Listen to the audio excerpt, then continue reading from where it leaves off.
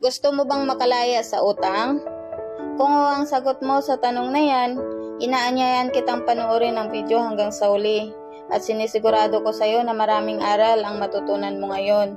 Pero syempre bago ko simulan ang mga tips paano makalaya sa utang ay mag-subscribe ka with notification on para lagi kang updated sa mga bago nating uploads. Like and share mo na rin ang ating video kung isa ka sa nagnanais mapalago ang iyong buhay. Ang pagiging mahilig sa utang ay isa sa mga bagay na minanapan natin sa ating mga ninuno na hindi tayo aware. Namula tayo na okay lang mangutang kumpara naman sa ikakaunlad ng ating buhay. Pero ang hindi natin nababantayan ay ang sitwasyon na komportable lang tayo sa una. Pero sa oras na maubos ng ating inutang at panahon na para bayaran nito, dyan dumarating ang stress. Na kung minsan ay doble pa sa dapat sana hirap lang ng kakaunti kung pinagkakasya mo lamang ang kung anong meron ka. Kaya ngayon ay pag-uusapan natin ang 3 hakbang kung paano makalaya sa utang. Hindi masama ang umutang dahil kung panunuorin mo ang mga aral mula sa mga kilalang tao pagdating sa wealth management, isa sa mga in-advise nila ay mangutang. Pero dapat ito ay ginagamit lamang sa pagpapalago sa kasalukuyan at hinaharap na pamumuhay at hindi gumagastos sa walang kwentang bagay. Ito ay may kakambal na sandamakmak na disiplina. Kunting pagkakamali sa paghandle ng pera, pwede ka nitong hilain pababa. Pero kung ma-manage mo ito ng maayos, ay sigurado akong malaking ginhawa ang maabot mo. Pero kung nakulong ka na sa malaking utang at medyo nahihirapan ka makaalis rito, panunuorin mo ang ating video hanggang sa huli. Ngayon, bago natin pag-uusapan ang 3 hakbang para makalaya sa utang, pag-uusapan muna natin ang 5 paraan kung paano makalaya sa utang.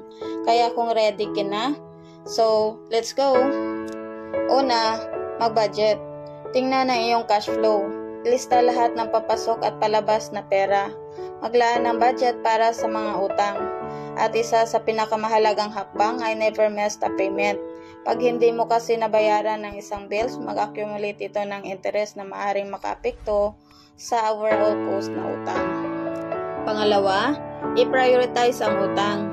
Umpisahan bayaran ang mga utang na may mataas na interes. Ito kasi ang madalas umuubos ng income mo kaya mahalaga ito ang unahin mong eliminate. At utang na loob, huwag mo nang dagdagan pa ang mga utang na may mataas na interes. Kadalasan ay mula sa mga lending companies at credit card. So, identify mo sila mula sa listahan mo. Pangatlo, bawasan ng paggastos. Magtipid sa mga hindi kailangang expenses tulad ng pagkain sa labas, kape mula sa coffee shops, cellphone loads, maging ang Shopee at Lazada ay bawasan din. Maghanap din ng extra income para mas mapabilis ang pagbabayad ng utang. Pang-apat, planuhing maigi ang pagbabayad ng utang. Ilista lahat ng utang at gumawa ng plano kung paano mo bayaran lahat ng ito sa lalong madaling panahon. May 2 strategy sa pagbabayad ng utang, ang snowball method at ang avalanche. Sa snowball method, unahin mong bayaran ang pinakamaliit na utang hanggang sa pinakamalaki, habang ang avalanche naman ay ang kabaliktaran nito. Sa ganitong paraan at sa tuwing makakabayad ka sa isang utang, magkakaroon ka ng sense of accomplishment na nababawasan ang listahan mo. Panglima, humingi ng tulong. Ang pakikipag-usap sa financial advisor ay syempre hindi common dito sa Pilipinas. Ay isa sa pinakamalaking tulong na maaari mong gawin para sa iyong personal finance. Sila kasi ang expert pagdating sa strategy at numbers. Paano ka makakaahon sa utang at paano mo mapapalago kung anong meron ka ngayon. Marami din silang resources na maaaring makatulong sa iyo, hindi lamang sa pagbabayad ng utang kundi maging sa pag-establish sa magiging habits to improve yourself at magiging financially stable. 5 lamang yan sa paraan kung paano makalaya sa utang. Napakarami pang iba na maaari mong i-research kung sakaling hindi mag-work ang alinman para sa iyo.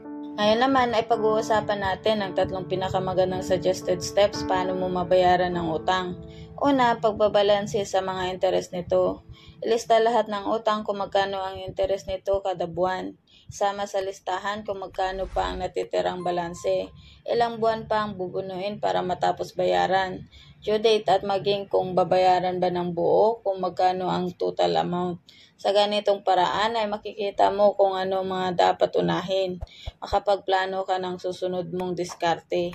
I-arrange mula sa pinakamataas na interes hanggang sa pinakamababang interes at balansehin kung kaya bang bayaran ang may pinakamataas na interes base sa income mo. Kung hindi, gawin ang step 2. Sa step 2, ito yung pakikipag-usap sa mga creditors mo. Kung maaari mong pakiusapan ang mga pinagkakautangan mo ng maayos na payment plan, mas makakabuti makipag-usap ka. Matutong magbaba ng pride dahil hindi mo pwedeng gamitin ito pambayad. Sa pakikipag-usap sa kinautangan, dalawang bagay ang dapat mong itanong. Una, maaari ka pa nilang bigyan ng payment plan na mas maliit ang buwan ng hulog at interes o kung babayaran mo ba ng buo ang iyong utang. Malilis ba ang interes o mas maliit na lamang ang payoff amount nito? Kung mas maliit ang payoff amount, maaari mo nang gawin ang pangatlong hakbang. Kung pumayag naman ang payment plan na mas maliit ang buwanan na bayad at interes, maging tapat sa pangako sa pagbabayad nito kada buwan. Pangatlong steps ay ang debt consolidation. Ano ang debt consolidation? Sa katunayan nito ay ang pinakapaborito kong hakbang. Ito kasi yung maghahanap ka kung saan maaaring mag-loan ng pambayad sa lahat ng utang mo. Halimbawa, ang total amount ng loans mo sa iba't ibang tao, lending companies at bangko ay nagkakahalaga ng 200,000. Humanap ka ng maaaring magpautang sa iyo na nagkakahalagang 250,000 na may mababang monthly payment plan. Kahit tumagal pa ang payment terms nito ng ilang taon, bayaran lahat ng utang mo at ang natitirang 50,000 ay gawing emergency fund para hindi ka aligaga kung sakaling mawalan ka ng trabaho, magkaroon ng emergency o maaari mo ding gamitin ito sa pagbubukas ng maliit na negosyo. Malaki ang epekto sa pagkakabaon na sa utang sa tagumpay ng kahit sinong tao. Laging tandaan na sa paglayas sa utang ay isang mahabang proseso at nagre-require ng oras, disiplina at pagkakaroon ng solid plan paano makabangon at makakatulong sa iyo para makontrol ang iyong finances at eventually ma-achieve mo ang iyong financial freedom. Kung nagustuhan mo ang ating video, paki-like at mag-comment ka rin sa baba kung bakit sa palagay mo ay mahalaga ang pagbabayad sa utang. And don't forget to subscribe with notification on para lagi kang updated sa mga susunod nating videos. At dahil nakarating ka sa part na to, maraming salamat sa iyong oras at sana'y na-inspire